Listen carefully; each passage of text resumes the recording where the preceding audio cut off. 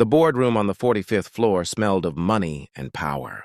Every eye was fixed on the man at the head of the table, Ethan Cross, the CEO whose calm smile hid his ruthless nature. But today, that smile was about to disappear.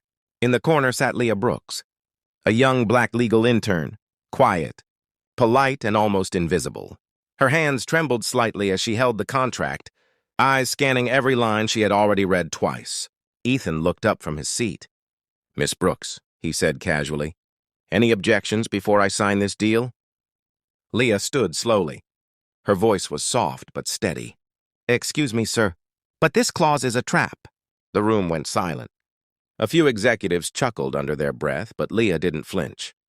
She stepped closer and pointed to a small paragraph buried in the middle of the 20-page agreement.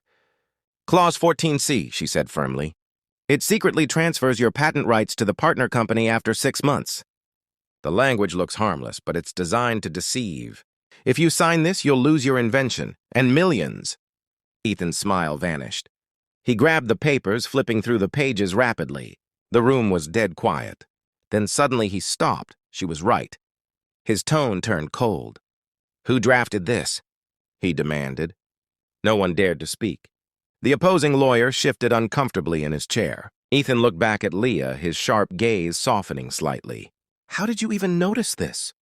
Leah hesitated, then said, "My mother used to work for your company. A similar contract took away her pension. Since then, I've learned to read every single line." Something changed in Ethan's expression. Part surprise, part respect. For years, he'd been surrounded by people who only said yes. But today, an intern had the courage to say no. He stood, straightened his suit, and extended his hand. "You just saved my company, Miss Brooks." Leah shook his hand lightly. "Just doing my job, sir." As she turned to leave, Ethan called after her. "You're not an intern anymore. Starting tomorrow, you're part of the legal team."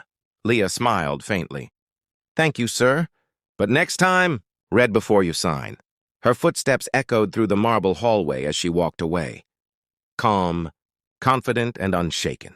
And for the first time, Ethan Cross realized that true power didn't come from money or status. It came from courage and honesty.